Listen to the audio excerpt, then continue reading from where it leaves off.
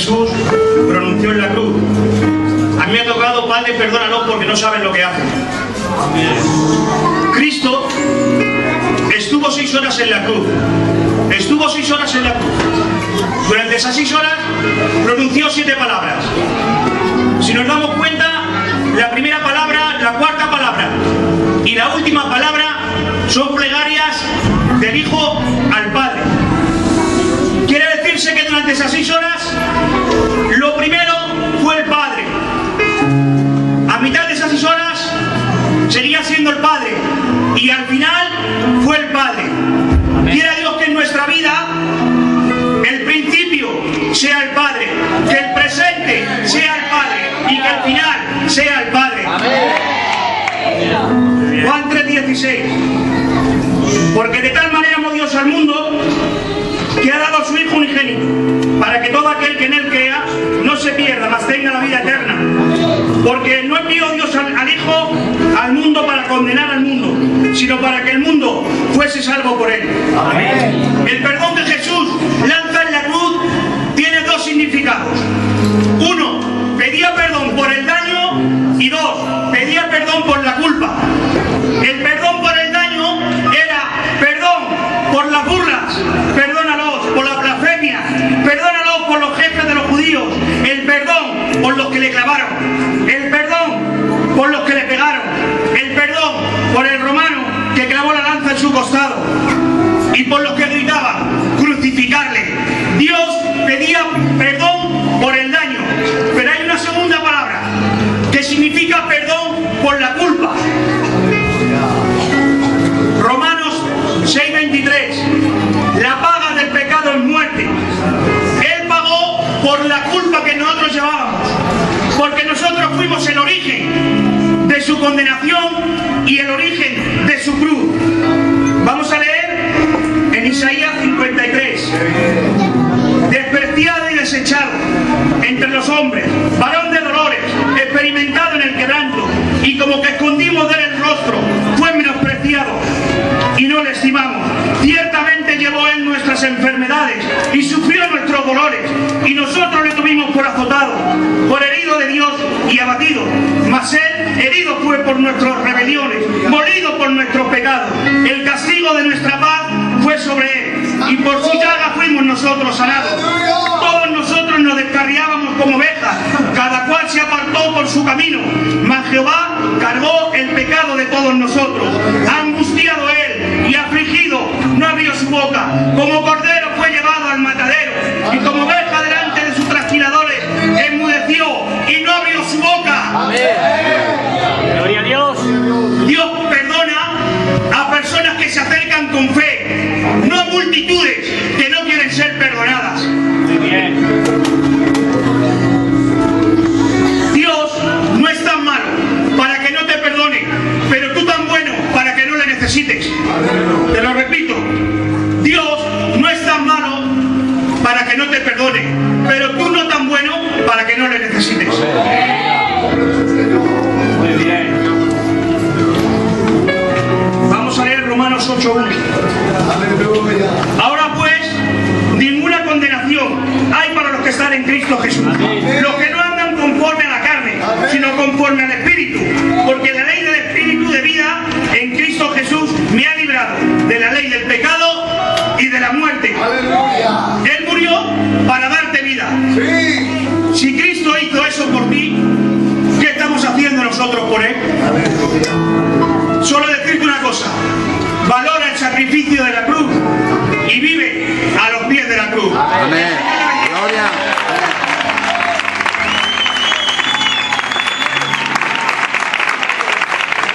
Fuertes aplausos para la gloria del Señor. Amén. Segunda palabra, nuestro hermano Manolo. Cierto de cierto te digo que hoy estarás conmigo en el paraíso. Amén.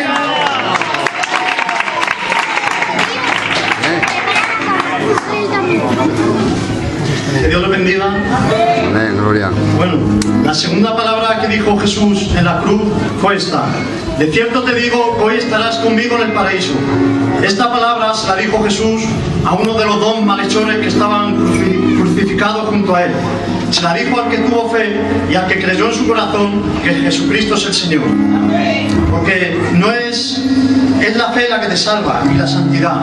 En la cruz había un rótulo que decía: este es Jesús, el Rey de los judíos. Este rótulo estaba en 3 idiomas: en hebreo, en latín y el griego. Estas 3 participaron en la muerte de Jesús. El hebreo viene a simbolizar la religión, el latín la ley y el griego la filosofía. Ninguna de estas 3 cosas nos van a salvar. El que tú lleves una vida de religiosidad no te va a salvar. El que vengas todos los días al culto no te va a salvar. El que lleves una buena filosofía, que sepas mucho de la Biblia, tampoco te va a salvar. Lo que te va a salvar es la santidad y la fe en Jesucristo. Amén. La fe que tuvo ese día este ladrón, que le dijo: Señor, acuérdate de mí cuando vengas en tu reino. Y Jesús le dijo esa segunda palabra: de cierto te digo, hoy estarás conmigo en el paraíso. En ese momento entró en escena la gracia. Y fíjese, si Cristo lleva misericordia, que estrenó la gracia con un ladrón. Ese ladrón, ese día fue la última vez que robó.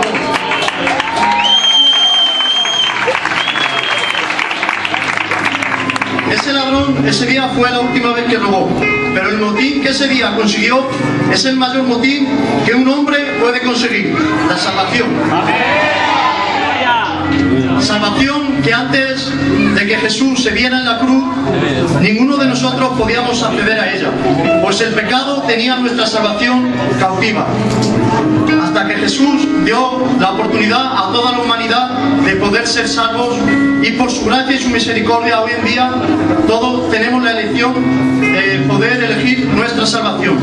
Nos lo muestra en la cruz, como estos 2 malhechores cogieron caminos distintos. El primero le dijo: se burló de él y le dijo: si tú eres el Señor, sálvate tú y sálvanos a nosotros. Esto nos indica, un cristiano no puede vivir esta vida de comodidad y vivir carnalmente y después pedirle a Dios que Él haga todo por nosotros. Nos debemos de esforzar y ser como aquel ladrón que abrió su corazón y tuvo fe y le dijo que se acordara de Él cuando vinieran en su reino. Amén. Y si Jesús le dio salvación a Él, estando moribundo y herido y crucificado, ¿cuánto no más nos dará a nosotros? Hoy está sentado a la diestra de Dios Padre. Amén. Así que tengamos fe y seamos santos en el nombre de Jesús. Amén.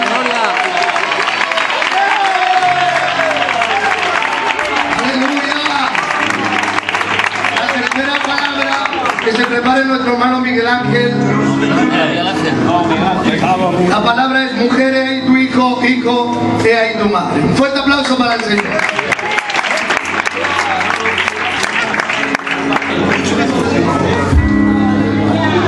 Bueno, hermano, primero, gracias. Gracias, pastor, por darme este privilegio de corazón. No sabes lo que es para mí. Bueno, intentaré dar lo que tengo en mi corazón, en mi espíritu. Si me equivoco, perdonadme. Lo hago para vosotros y sobre todo para mí. Bueno, mi palabra es la tercera: mujer, he ahí a tu hijo, hijo, he ahí a tu madre. Me gustaría, antes de entrar en la palabra, hacer un pequeño resumen del día anterior que Jesús pasó, para que nos demos cuenta de que su sacrificio no fue algo en vano, no fue...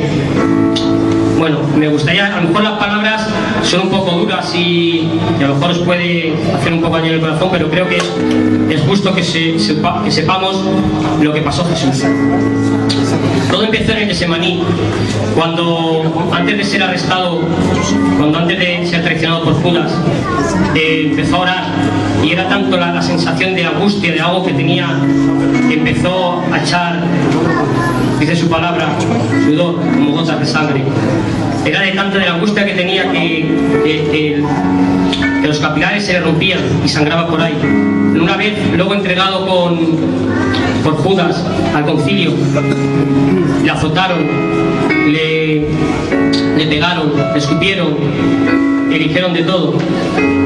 Luego fue a los alguaciles para que le metieran esa noche en el calabozo, y también le empezaron a pegar, a injuriar y a hacer de todo. Luego pasó toda la noche ahí, supongo que ensangrentado, con frío, supongo que hablaría con su padre. Luego, una vez que se levantó, lo llevaron ante Pilatos, en el cual una vez cuando le fue juzgado injustamente, lo llevaron al pretorio, y ahí en el pretorio le hicieron pues un escarnecimiento increíble. Utilizaron un bastón que se llamaba flagelium, en el cual tenía unos pinchos. Eran cuerdas que terminaban en unas 20 cuerdas y de las cuales salían huesos, salían bolas de plomo y salían también cuchillas muy afiladas. Y lo que le hicieron, hermanos, aunque va a sonar duro, pero para que tengamos el concepto de lo que él hizo por nosotros no fue una tontería, fue algo muy grande, y por tal, como fue algo muy grande, por algo grande tenemos que tenerlo. ¿Vale, hermanos? Mira, a ver, cuando le infligían los latigazos con el flagelium, desgarraban su cuerpo de tal manera que, con perdón, hermanos, los cachos de su carne saltaban, hermanos. Los moratones eran visibles por todo su cuerpo, se desgarraban tan grande que los chorros de la sangre salían, se le veían los huesos de las costillitas, de la espalda. Mi Señor, la sangre brotaba a chorros, a botones. El dolor que pesaba era inhumano, le entraban calambres, espasmos musculares, le entraban fiebres altísimas debido a que, como estaba tiradito en el suelo, empezaban las infecciones. Y era tan grande las infecciones y la fiebre que su carne empezaba a perder la forma, a ser uniforme. Solo había un grupo de sangre, solo había carne. De tal manera que, como dice en Isaías 53, no tenía forma, fue desfigurado. Perdió su rostro, perdió todo, hermanos. Pasó un infierno, hermanos, por todos nosotros. Creo que es justo que esa muerte, que ese día que pasó, lo dignifiquemos. Luego, pasando todo ese día, fue llevado al Calvario, y ahí no terminó su agonía, hermanos. Ahí siguió. Porque según iba subiendo para el Calvario, le cogieron con un madero que pesaba 50 kilos aproximadamente, que debido ya a su flojedad ya no tenía fuerzas ni para andar, por los espasmos, por los dolores, por todo. Y le mandaron igual, según iba subiendo hacia el Calvario, le seguían pegando, apedreando, insultando. Le hacían de todo a nuestro maestro. Era increíble lo que pasó por nosotros, por la iglesia de Villaverde, por mí, por ti, por todos. Una vez llegado al Calvario, le postraron en el suelo y, poniendo sus manos, las estiraron de tal manera que no había... y luego le pusieron sus manos y les clavaron.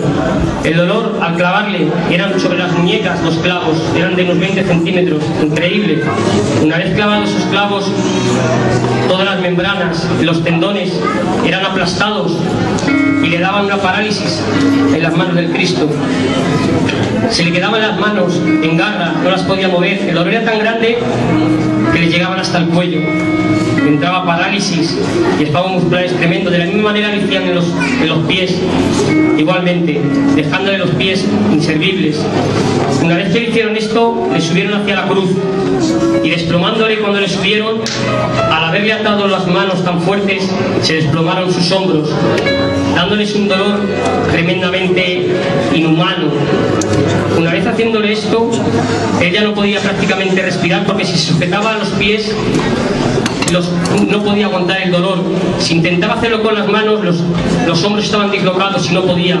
Si se apoyaba en la espalda, la columna vertebral que se veían sus huesos se clavaban las astillas que tenía, y si se apoyaba hacia adelante, sus pulmones ensangrentados debido al maltrato, al flagelium, se ahogaban en su propia sangre.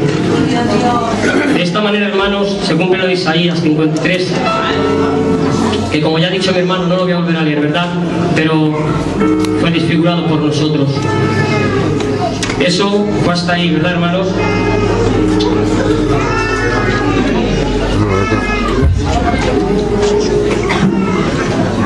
A ver, hermano, mira.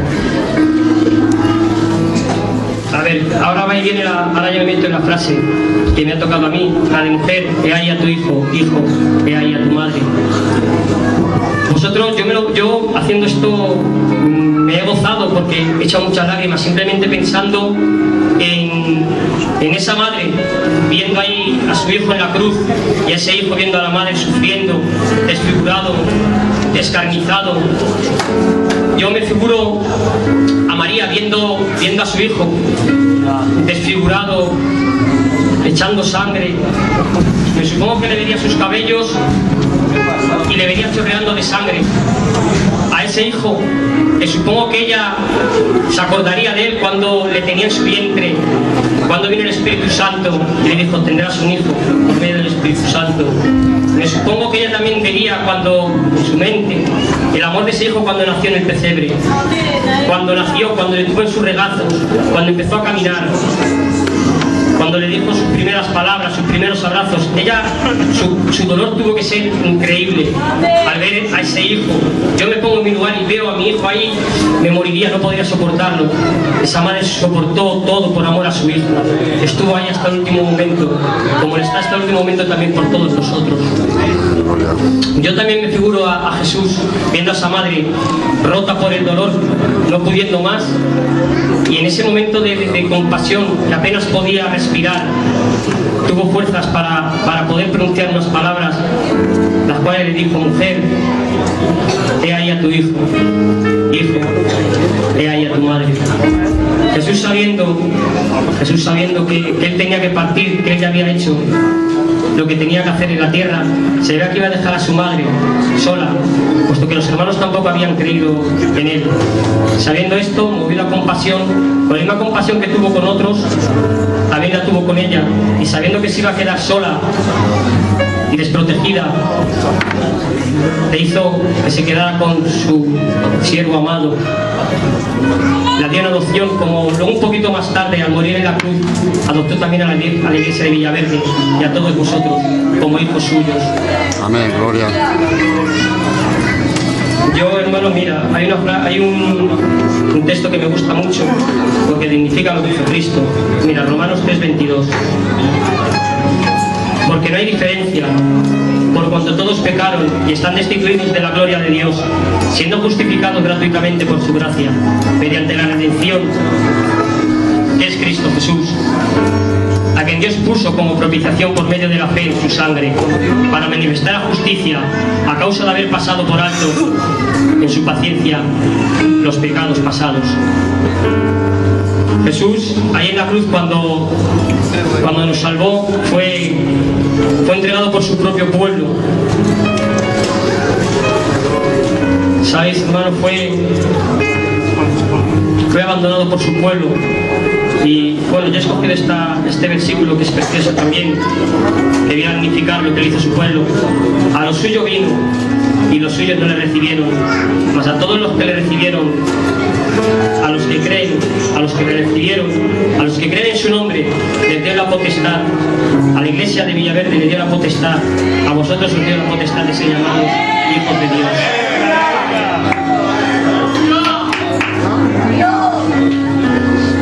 Cuando yo voy a leer el texto que me ha tocado. Cuando vio Jesús a su madre y al discípulo, a quien él amaba, que estaba presente. Aquí la escritura nos dice, cuando vio Jesús a su madre, vio al discípulo quien amaba. Jesús amaba a su discípulo como me ama a mí y te ama a ti, y ahí ama a la iglesia de Villaverde. Pero también nos enseña que el discípulo Juan estaba presente. Quiero deciros con esto que muchos quieren ser hijos de Dios, pero muchas veces no están presentes. Cuando las cosas se tuercen, cuando viene la aflicción, cuando Dios quiere tratar con muchos de vosotros, de nosotros, de mí, muchas veces escondemos la cara. No es justo, Él nunca escondió la cara. Ayer en el Semaní, cuando fue entregado por Judas, no se escondió. Cuando estuvo en el pretorio, no se escondió. Cuando estuvo en el Gólgota, tampoco se escondió. No creo que sea justo, hermanos, que si Él nos adoptó como hijos entregando todo ese sacrificio, todo ese sufrimiento, todo ese padecimiento, ese día que se dice un día pronto, pero fue escarnecido, abatido, azotado, escupido, ensangrentado, no creo que sea justo, si Él nunca se abandona en los momentos difíciles, no creo que sea justo que nosotros, cuando nos pase algo, le abandonemos nosotros a Él. Bueno, hermanos, esto es lo que yo tenía en mi corazón.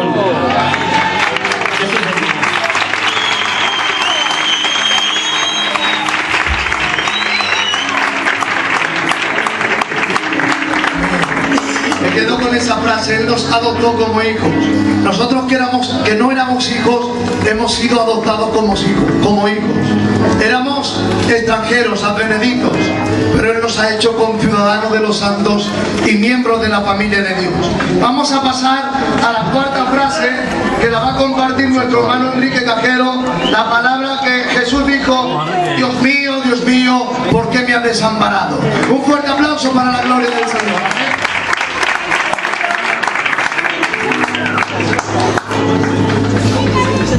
Bueno, que Dios les bendiga en esta tarde.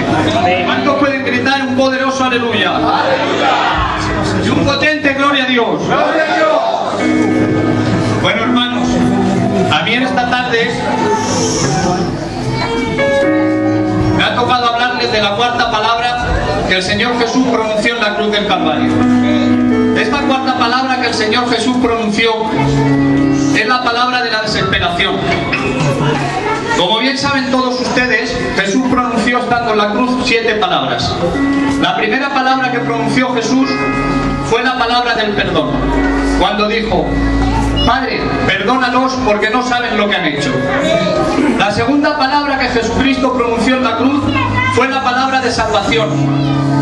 Estaba allí el ladrón en la cruz y le dijo: de cierto te digo que hoy estarás conmigo en el paraíso. La tercera palabra que Jesús pronunció en la cruz fue la palabra del deber, cuando dijo: mujer, he ahí tu hijo, hijo, he ahí tu madre. La cuarta palabra, que es la que me ha tocado a mí, es la palabra del desamparo, cuando dijo Jesús: Dios mío, ¿por qué me has desamparado? También pronunció la palabra de la necesidad, cuando dijo: tengo sed. También pronunció la palabra del cumplimiento, cuando dijo: consumado es. Y la última de las 7 palabras que Jesucristo pronunció en la cruz fue la palabra de la expiación, cuando dijo: Padre, en tus manos encomiendo mi espíritu. Pero yo en esta tarde, hermanos, quiero hablarles de la cuarta palabra que pronunció Jesús. Y esta cuarta palabra se encuentra en Mateo 27:46 y dice así: cerca de la hora novena, Jesús clamó a gran voz, diciendo: Elí, Elí, lama sabactani. Esto es: Dios mío, ¿por qué me has desamparado? La hora novena, hermanos, son las 3 de la tarde. Jesús ya llevaba 6 horas de sufrimiento, 6 horas de dolor, donde le habían golpeado, le habían maltratado, le habían injuriado, se habían burlado de él. Sus espaldas, hermanos, estaban en carne viva y su rostro estaba desfigurado. Pasaron 6 horas donde el verdadero Dios estaba padeciendo como verdadero hombre. 6 horas, hermanos, de verdadero sufrimiento. Pero lo que más le dolió a Jesús no fue el sufrimiento, hermanos, por el dolor que estaba sintiendo en la cruz. Lo que más le dolió a Jesús fue el dolor que sintió cuando el Padre volvió su rostro de él y le dejó en la cruz desamparado y solo. La palabra, hermanos, desamparo quiere decir dejar solo. A Jesús todos sus discípulos le abandonaron y le dejaron solo, excepto Juan, el discípulo amado. Juan, hermanos, permaneció con él allí en la cruz, a los pies de la cruz. Pedro, hermanos, le negó hasta 3 veces. Y Judas, hermanos, le traicionó y le vendió por 30 monedas de plata, el mismo precio que tenía un esclavo romano. Pero lo que a Jesús verdaderamente, hermanos, le produjo sufrimiento no fue que sus discípulos le abandonaran. Lo que verdaderamente le produjo sufrimiento a Jesús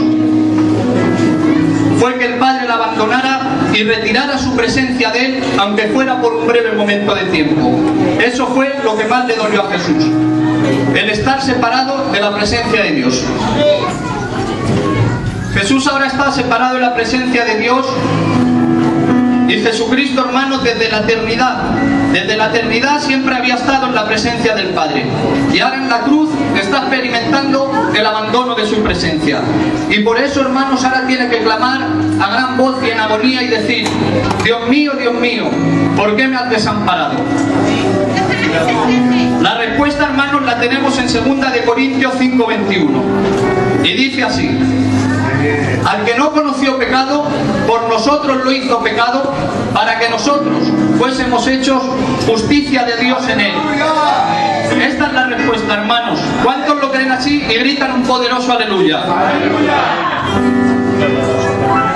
Miren, este versículo que hemos leído, 2 de Corintios 5:21, es conocido por los teólogos como el corazón del Evangelio. Nos está presentando a Jesucristo como el sustituto del pecador, ya que los hombres, hermanos, estábamos perdidos en nuestros pecados y Dios ha tomado a su Hijo Jesucristo y ha cargado el pecado de los hombres y lo ha puesto en él, haciéndole una ofrenda de pecado por amor a nosotros. De modo, hermanos, que todo el que viene a Cristo es hecho justo y justicia a la vista de Dios. Esta es la manera que yo tengo de explicarles este versículo, 2 de Corintios 5:21. Cristo ha sido el sustituto del hombre culpable y ha cargado con todos nuestros pecados para que nosotros pudiéramos ser declarados justos ante la vista de Dios.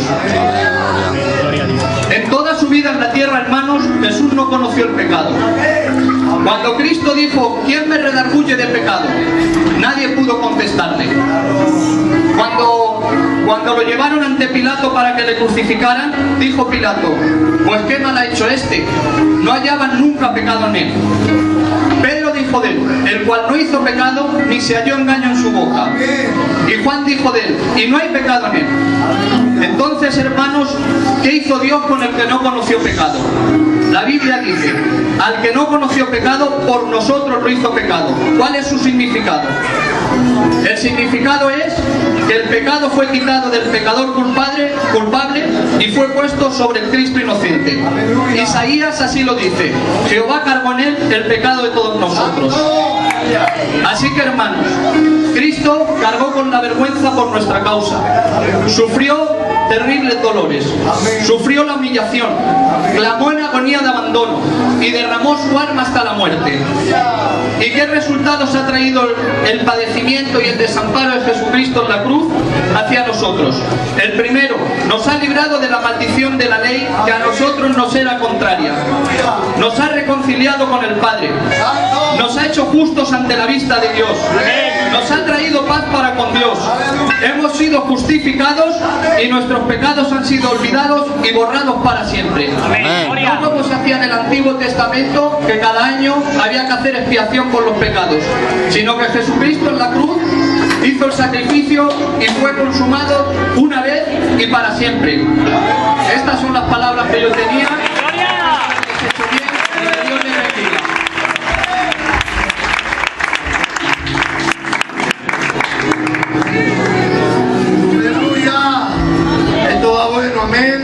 Estamos en la recta final.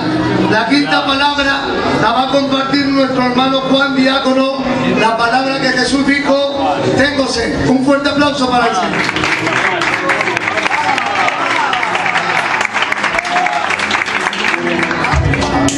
Bueno, que Dios les bendiga a todos. A mí me ha tocado la palabra tengo sed. Aquí lo que intentamos es hacer vivir la iglesia y no es de quedar con frase por explicamos lo que Dios ha puesto en nuestro corazón. Dice así en Juan 19:28. Después de esto, sabiendo Jesús que ya todo estaba consumado, dijo para que las escrituras se cumpliesen: tengo sed. Yo creo que desde su nacimiento, en su vida y hasta en su muerte, Jesucristo cumplió las escrituras. Y es que nada ocurre por casualidad, sino por plan divino. Jesús estaba sediento en la cruz, pero estaba sediento de consumar la obra de nuestra redención. El Señor hizo un gran sacrificio por nosotros, fue maltratado, fue golpeado, fue injuriado, que pasó por situaciones muy dolorosas. Pero el Señor también no solamente hizo eso, sino que siendo rico, no le importó hacerse pobre para darnos la riqueza y que Villaverde podamos disfrutar de las riquezas de Jesús. El Señor también, siendo el pan de vida, pasó hambre y no le importó de pasar hambre para poder alimentar nuestra hambre espiritual. Siendo la fuente de agua viva, el Señor tuvo sed. Pero tuvo sed para que Villaverde hoy no tenga sed jamás. El agua que da Cristo significa la palabra y significa vida espiritual. Pero para participar de esa agua viva uno tiene que beber. Es una actitud continua, no es una actitud solamente de una sola vez. El beber del agua de vida requiere una comunión habitual con Cristo. Cristo es la fuente, y si nos separamos de Jesús, seremos fuentes sin agua. Pero le damos gracias a Dios que nuestra iglesia está conectada a la fuente que es Jesús, y como dice las Escrituras, el que cree en mí de sus interiores correrán ríos de agua viva. Esto es lo que el Señor ha puesto en mi corazón.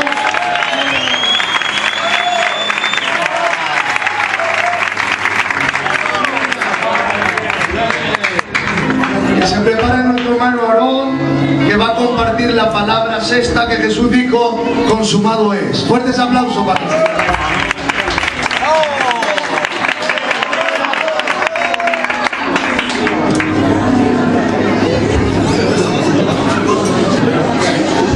Bueno, hermanos, que el Señor les bendiga. En primer lugar, quiero dar gracias al pastor juntamente con los obreros y los ancianos de la iglesia por dejarme este privilegio de subir por aquí y compartirles algo de la palabra del Señor. El Señor se bendiga. Bueno, vamos a la palabra que me ha tocado, hermanos, y leemos en Juan, en capítulo 19, versículo 30. Y dice así: cuando Jesús hubo tomado el vinagre, dijo: consumado es. Miren, esta palabra, hermanos, tiene un significado muy bueno y muy grande, hermanos. Y este significado, hermanos, en el idioma, en el griego, es teselestai. Y esta palabra es: todo está pagado, todo está terminado y todo está completo. Y en esta tarde, hermanos, os voy a explicar una cosa. Cuando se refiere a todo está pagado, dice, antiguamente, en las costumbres judías, hermanos, cuando compraban una casa o compraban algo y terminaban su pago, ponían teselestai, todo está pagado. Después de estar apagado, hermano, después de estar pagado, dice, todo está terminado. Es verdad, hermano, podemos ver una obra terminada, pero si no la vemos llena de cosas, de los muebles, una casa, un ejemplo, no la vemos completa. Los hombres nunca vemos nada completo, pero en Jesús, en la cruz del Calvario, dijo: consumado es. Todo está pagado, todo está terminado, todo está completo. Que bendito sea el nombre del Señor Jesucristo. Miren si mi Cristo es completo, hermanos, que antiguamente, hermanos, cuando nosotros estábamos en nuestros delitos y pecados, por el pecado siempre sacrificaban un cordero, hermanos.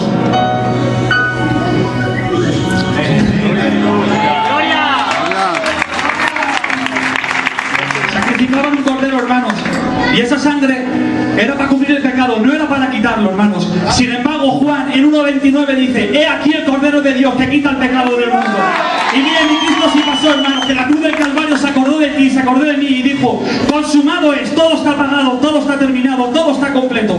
Y tengo que deciros, hermanos, cuando venga el acusador a acusarte, tienes que decirle: yo estoy sellado, estoy comprado por la sangre de Jesús, el Nazareno de gloria, porque estoy comprado, estoy terminado y estoy pagado y estoy completo. En la sangre de Jesús del Cordero me ha limpiado. Bendito sea su nombre. Y en esta frase, hermanos, se entienden muchas cosas. Cuando dice consumado es, justamente cuando lo digo, hermanos, nosotros pasemos a ser cuerpo de Cristo, hermanos. Y yo en esta tarde tengo un sentir para decirles: cuando dijo esa palabra, limpió tu corazón, cambió tu corazón y llenó tu corazón. Estas son las palabras que tenía para decirles, hermanos. El Señor se lo bendiga.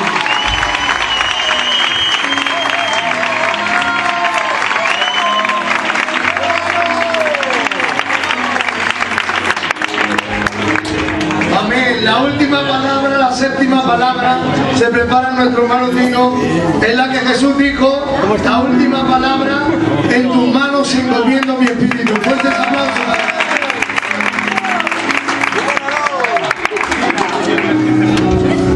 Gloria a Dios en esta tarde, amén. Creo que estamos viviendo un tiempo glorioso y yo me siento dichoso de poder participar en este evento tan grande. Aleluya. Me siento dichoso por poder participar y poder hablar de la cruz de Cristo. Amén. Quizás sea el evento más importante que ha pasado en el transcurso de la humanidad. Aleluya. ¿Sabes por qué? Porque hubo una transición, igual que aquí en España en el 82 hubo una transición, que estaba ahí el Franco ahí reinando y hubo una transición a la democracia. Hubo una gran transición que hubo en la cruz de Cristo, y es que se pasó de la ley y las obras a la gracia y la fe. Amén, gloria. Y si importante fue aquel acto tan glorioso de la cruz, no menos importantes fueron esas 7 palabras que Cristo predicó. A mí me ha tocado en esta tarde leer para mí una de las más difíciles palabras en desgranar y en poder ministrar a la iglesia. Amén. Pero aquí, como han dicho los hermanos, no estamos para impresionar a nadie, sino para dar la gloria al Cordero de vida. Amén. Y es que el Señor, en Lucas 23:46, dijo y dice: entonces Jesús, clamando a gran voz, dijo: Padre, en tus manos encomiendo mi espíritu. Y habiendo dicho esto, expiró. Aleluya. Si vemos en la analogía de los evangelios, esta palabra solo aparece en Lucas.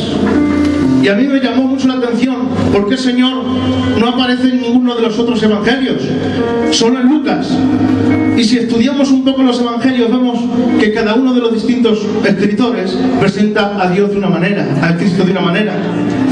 Y es que Mateo, si estudiamos Mateo, vemos que Cristo es presentado como el Rey. Pero si miramos a Marcos, vemos que Cristo es presentado como el siervo. Si miramos a Juan, vemos a Cristo como el Dios mismo. Aleluya. Pero si estudiamos minuciosamente a Lucas, vemos que Cristo es el hombre. Y no cualquier hombre, sino el hombre perfecto. Aleluya. Dar un aplauso al Señor. Amén.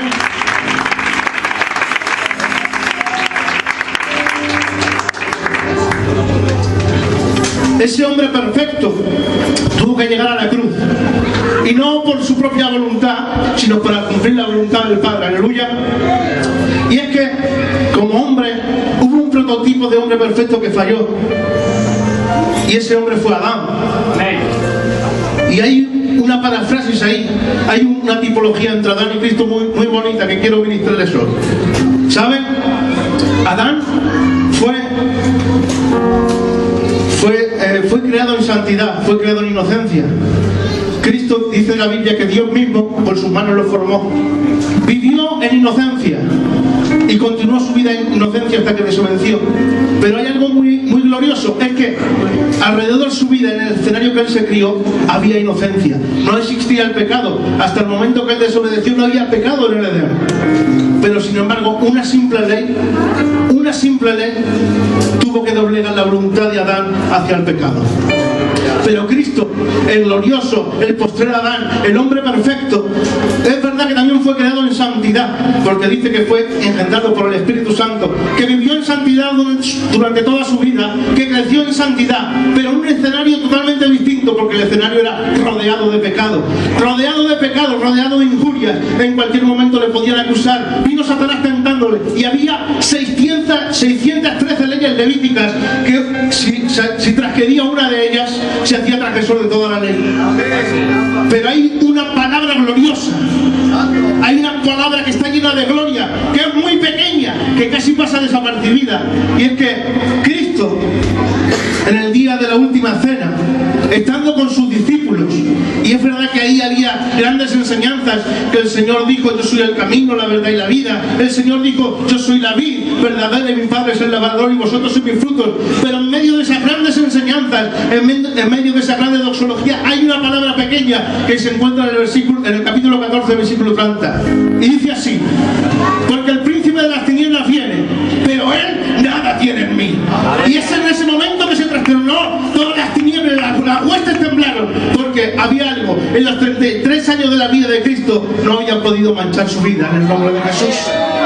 Por eso él fue un hombre perfecto, porque Cristo no fue perfecto por hacer milagros.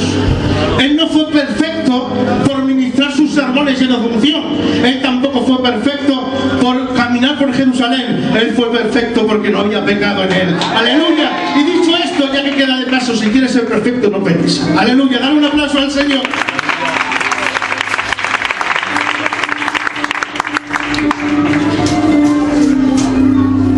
Y es que Cristo tuvo que arreglar todo aquello que ese primer Adán, el prototipo del hombre perfecto, destruyó.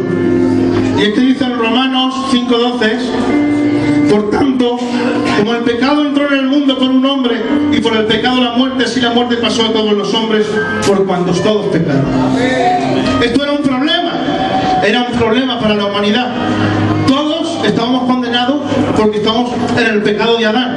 En los lomos del pecado de Adán, toda la humanidad estaba condenada. Y no había nadie suficientemente justo para cumplir todo lo que la ira de Dios demandaba. Aleluya.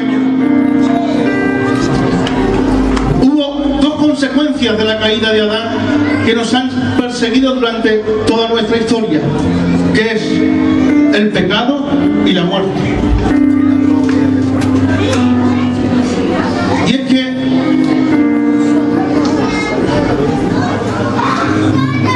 aleluya, gloria a tu nombre.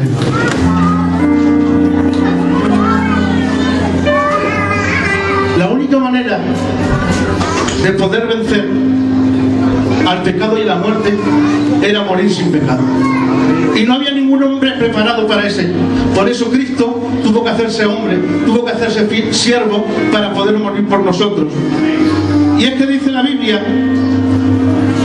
que Él fue herido por nuestras rebeliones, molido por nuestros pecados, y el castigo de nuestra paz fue sobre Él, y por su llaga fuimos nosotros sanados. Y otro versículo que antes lo ha dicho mi hermano Enrique, 2 de Corintios 5:21: al que no conoció pecado, por nosotros hizo pecado. ¿Para qué? Para que fuésemos hechos justicia de Dios en Él.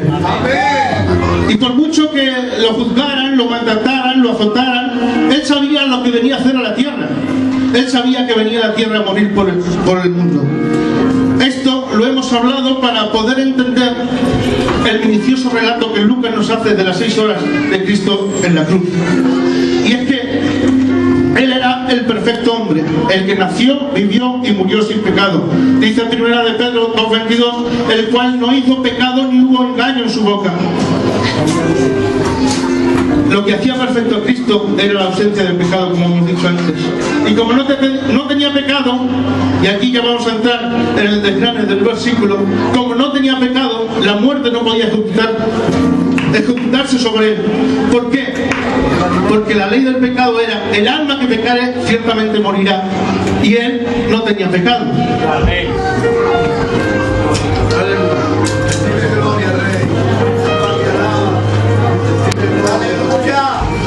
Hemos dicho que Él no tenía pecado. Aleluya. Es que es difícil de explicarlo, pero quiero que lo entendáis, amén, porque es una bendición si llegamos a entender esto. El relato que Lucas estaba dando nos estaba enseñando a un Cristo que en el más desgarrador dolor de su vida, en la agonía de la separación del Padre, en cuando sus espaldas habían sido horadadas, como bien ha dicho nuestro hermano Miguel, cuando no había ya el juicio se había ejecutado sobre él, él salió con una expresión que parece que se sale del escenario, parece que no pega ahí, porque cualquiera que hubiera sufrido este golpe, su única oración, su única plegaria era: Señor, ayúdame, porque no puedo, porque no sirvo, porque ya no puedo más, porque estoy ya que no aguanto. Pero el Señor parece que sale del escenario del sufrimiento y entra en un paréntesis eterno y dice: Señor, Padre, en tus manos encomiendo mi espíritu. Y ahí entramos a declarar esto, ¿sabes? Padre, en tus manos encomiendo mi espíritu. Es un salmo, es el Salmo 31, versículo 5, y es un salmo muy conocido por los judíos. Este salmo se lo enseñaban a los niños desde pequeños. ¿Saben para qué? Para que cuando en las noches que tuvieran miedo, lo recitaran y dijeran: Señor, en tus manos encomiendo mi espíritu, en esta inconsciencia de mis sueños protégeme, ayúdame porque no puedo más. Y no fue casualidad que Cristo eligiera este salmo en este preciso momento cuando Él iba a morir, porque estas palabras que Él expresó iban a cambiar la historia de la humanidad, iban a cambiar algo que la humanidad no podía remediar y que solo a través de Cristo se podía solucionar. Y es que todos los hombres tenían la condena de la muerte en ellos. Pero Cristo, a través de esta gran enseñanza, nos estaba revelando el gran misterio que después Pablo en 1 de Corintios, si no recuerdo mal, capítulo 5, capítulo 15, versículo 51, diría: he aquí el gran misterio, no todos dormiremos, pero todos seremos transformados. Y lo que quiero llegar a deciros es que cuando Cristo pronunció estas palabras hubo un cambio. La gente ya no muere para separarse de Dios, sino que duerme para entrar en su reposo. ¡Aleluya! Dar un aplauso al Señor.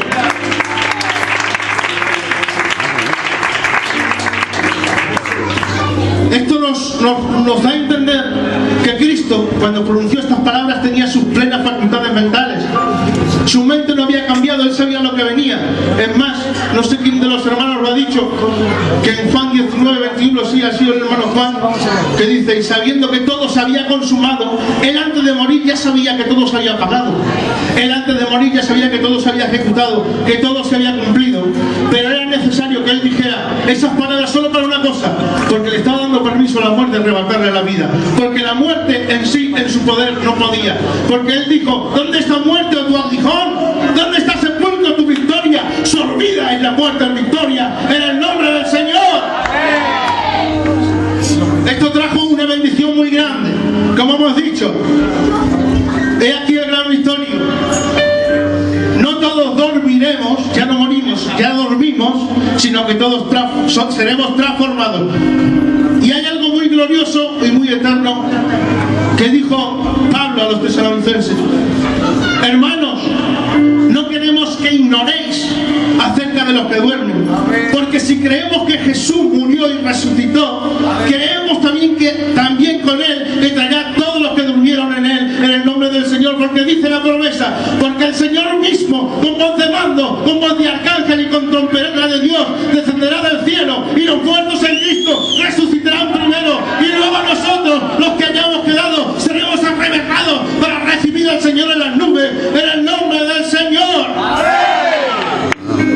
Por eso te quiero alentar, por eso te quiero animar, que todo no acabó con la muerte, que luego hubo una resurrección, y por la resurrección de Cristo nosotros una vez también resucitaremos en el nombre del Señor. Por eso quiero dar las gracias por vuestra atención y dejaros con esta grande promesa: un día el Señor vendrá y no tardará, y su iglesia está preparada para recibirle en el nombre del Señor. ¡Dar un aplauso a él!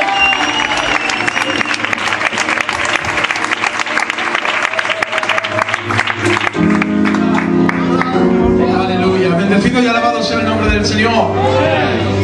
Que Dios bendiga a nuestros hermanos, que creo, hermanos, que nos han hecho mucho bien en este día, y cada cual, como dice la Biblia, el don que ha recibido, ministro. Creo que Dios nos ha bendecido por medio de estos utensilios de gloria y de honra, y la iglesia en esta tarde queremos agradecer la disposición que han puesto en el nombre del Señor. Amén. Que no se marche nadie, que vamos a orar por un noviazgo, ¿vale? El hebreo viene a simbolizar la religión, el latín la ley y el griego la filosofía. Ninguna de estas tres cosas nos van a salvar. El que tú lleves una vida de religiosidad no te va a salvar. El que vengas todos los días al culto no te va a salvar. El que lleves una buena filosofía, que sepas mucho de la Biblia, tampoco te va a salvar. Lo que te va a salvar es la santidad y la fe en Jesucristo. Amén. La fe que tuvo ese día este ladrón, que le dijo: Señor, acuérdate de mí cuando vengas en tu reino. Y Jesús le dijo esa segunda palabra: de cierto te digo, hoy estarás conmigo en el paraíso. En ese momento entró en escena la gracia. Y fíjese, si Cristo lleva misericordia, que estrenó la gracia con un ladrón. Ese ladrón, ese día fue la última vez que robó.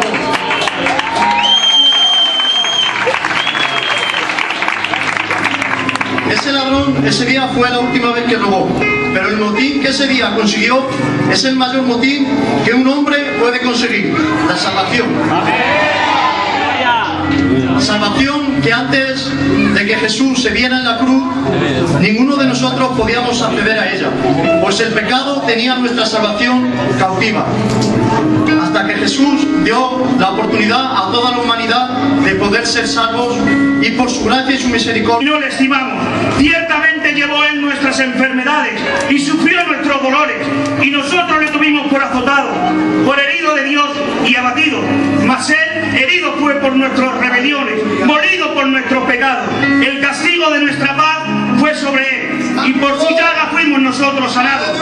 Todos nosotros nos descarriábamos como ovejas, cada cual se apartó por su camino, mas Jehová cargó el pecado de todos nosotros.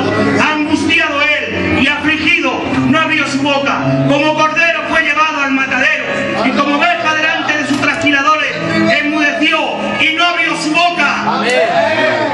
Gloria a Dios. Dios perdona a personas que se acercan con fe, no a multitudes que no quieren ser perdonadas. Muy bien. Dios no es tan malo para que no te perdone, pero tú tan bueno para que no le necesites. Te lo repito, Dios no es tan malo para que no te perdone, pero tú no tan bueno para que no le necesites. Muy bien. Vamos a leer Romanos 8:1. Ahora pues, ninguna condenación hay para los que están en Cristo Jesús, los que no andan conforme a la carne, sino conforme al Espíritu, porque la ley del Espíritu de vida que ha dado a su Hijo unigénito, para que todo aquel que en Él crea no se pierda, mas tenga la vida eterna. Porque no envió Dios al Hijo al mundo para condenar al mundo, sino para que el mundo fuese salvo por Él. Amén. El perdón que Jesús lanza en la cruz tiene dos significados. Uno, pedía perdón por el daño, y dos, pedía perdón por la culpa. El perdón por el daño era perdón por las burlas, perdónalos por la blasfemia, perdónalos por los jefes de los judíos, el perdón por los que le clavaron, el perdón por los que le pegaron, el perdón por el romano que clavó la lanza en su costado, y por los que gritaban crucificarle. Dios pedía perdón por el daño, pero hay una segunda palabra que significa perdón por la culpa. Romanos 6:23. La paga del pecado es muerte. Él pagó por la culpa que nosotros llevábamos, porque nosotros fuimos el origen de su condenación y el origen de su cruz. Vamos a leer en Isaías 53. Despreciado y desechado entre los hombres, varón de dolores, experimentado en el quebranto, y como que escondimos de él el rostro, fue menospreciado.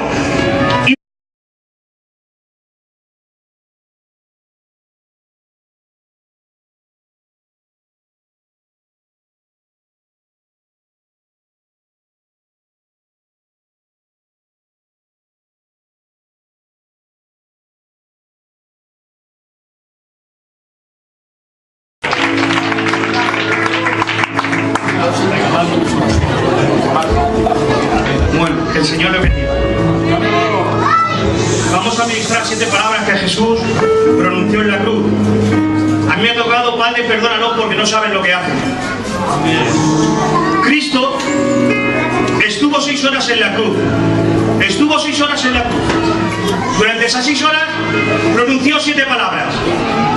Si nos damos cuenta, la primera palabra, la cuarta palabra y la última palabra son plegarias del Hijo al Padre. Quiere decirse que durante esas 6 horas, lo primero fue el Padre. A mitad de esas 6 horas seguía siendo el Padre, y al final fue el Padre.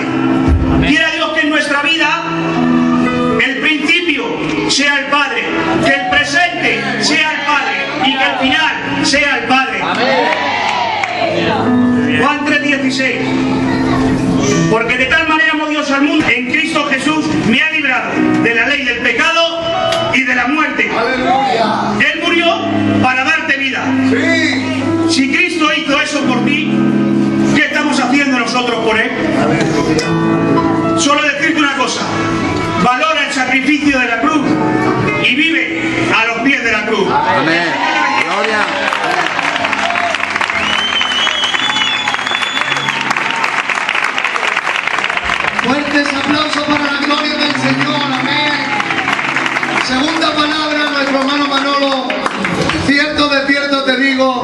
estarás conmigo en el paraíso. Amén.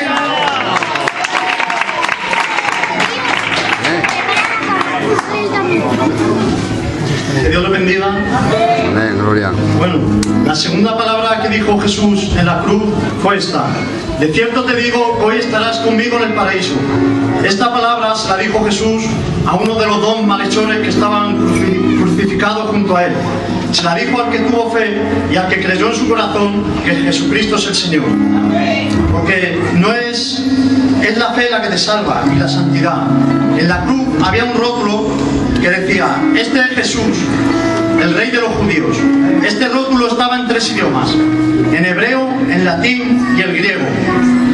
Estas 3 participaron en la muerte de Jesús.